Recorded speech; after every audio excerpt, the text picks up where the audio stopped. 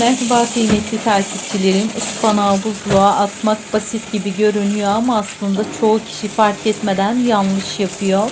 Bu yüzden çözüldüğünde sulanıyor ve lezzeti de değişiyor. Ben şimdi sizlere ıspanağı en doğru şekilde nasıl hazırlayıp adım adım nasıl yıkayıp kurutup ve buzluğa koyduğumu göstereceğim.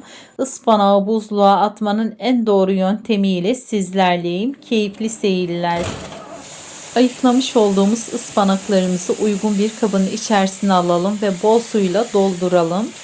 Sonra ıspanakların tamamen suyla temas etmesi için elimizle hafifçe bastıralım.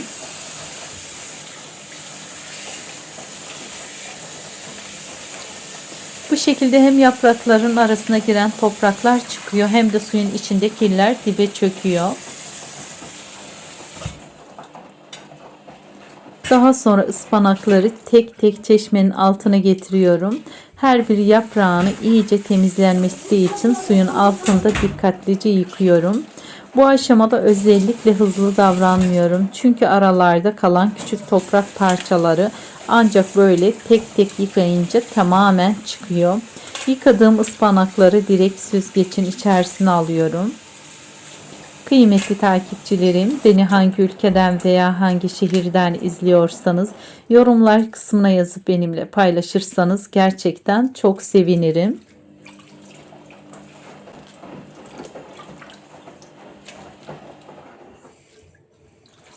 En önemli nokta ıspanakları sadece suya koymak değil, mutlaka suyun içinde hareket ettirmek, bastırarak her yaprağın suyla temas etmesini sağlamak gerekiyor. Ispanak topraklı bir sebze olduğu için içinde kum kalma ihtimali olabiliyor. Ben bu yüzden tek tek yıkadıktan sonra bir kez daha suyunu değiştirip tekrar yıkıyorum. Bu ikinci yıkama özellikle dipte kalan küçük kum parçalarının tamamen çıkması için çok önemli. Yani burada işi garantiye almış oluyorum. İçim rahat bir şekilde temizlendiğinden emin oluyorum. Ben sizlere şöyle yakın çekimleri göstermek istiyorum. Gerçekten de muhteşem bir şekilde temizlendiler.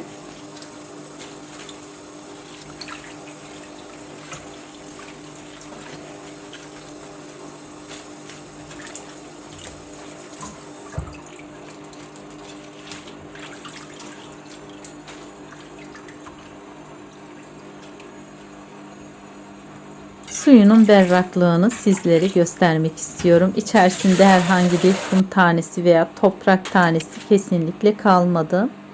Ispanaklarımız hazır.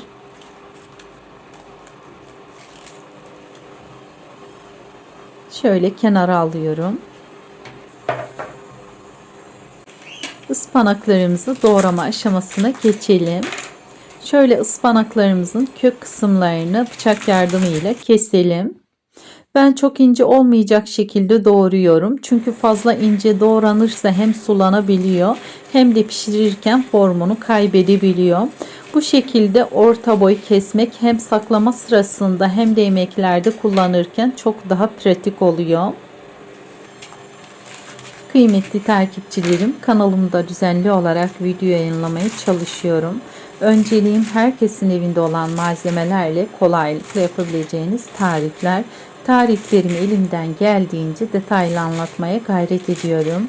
Ki yemek yapmaya yeni başlayan arkadaşlar da kolaylıkla yapabilsinler. Umarım tariflerimi sizler de evlerinizde deneyip beğenirsiniz.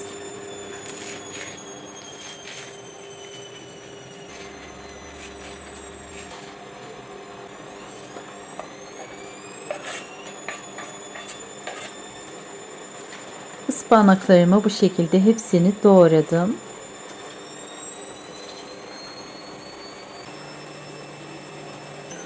Şimdi geldik en önemli aşamaya. Ispanakları buzluğa atarken aslında en çok dikkat edilmesi gereken nokta burası: kurutma. Ben ıspanaklarımı doğradıktan sonra mutlaka temiz bir bezin üzerine seriyorum ve tamamen suyunu çekmesini sağlıyorum. Yaklaşık 2 saat ile 3 saat arası ara ara karıştırarak ıspanaklarımı kurutuyorum. Eğer ıspanak ıslak kalırsa buzlukta donduğunda buzlanma yapar ve çözüldüğünde sulanıp yumuşak lapa gibi bir hale gelir. Kurutma aşamasına mutlaka çok dikkat edelim. Kurutmuş olduğum ıspanaklarımı kabımın içerisine alıyorum.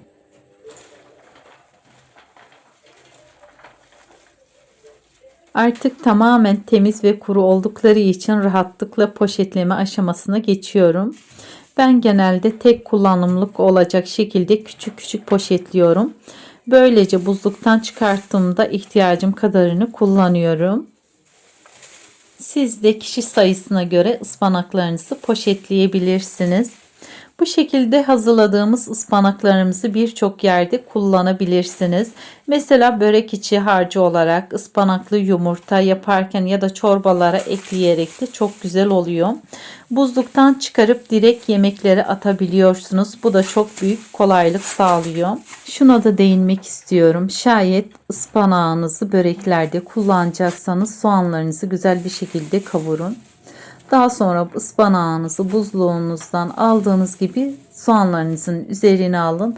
Mutlaka buzlu kullanın. İnanın bu şekilde kullandığınız zaman sanki kışın gidip bahçeden koparmışçasına aynı lezzeti yakalayabilirsiniz. Sadece verdiğim önemli püf noktalarına dikkat edin. Ben her sene bu şekilde yapıyorum ve gerçekten de çok memnun kalıyorum. Şimdi poşetlerimizin içindeki havayı pipet yardımıyla alalım. Bu aslında küçük gibi görünen ama çok önemli bir detay. Çünkü poşetin içinde hava kaldığında buzlanma daha hızlı olur ve ıspanaklarımızın ömrü kısalır. Bu şekilde havayı aldığımızda hem daha az yer kaplıyor hem de daha uzun süre taze kalıyor.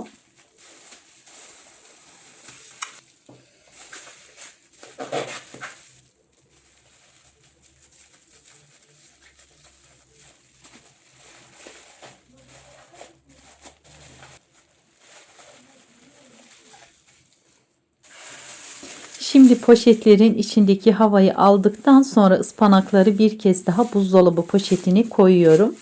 Bunu yapmamın sebebi buzluğun kokusunu ve nemini tamamen engellemek. Tek poşetle bıraktığımızda zamanla buzluk kokusu geçebiliyor. Ama çift poşet yaptığımızda bu tamamen önlenmiş oluyor.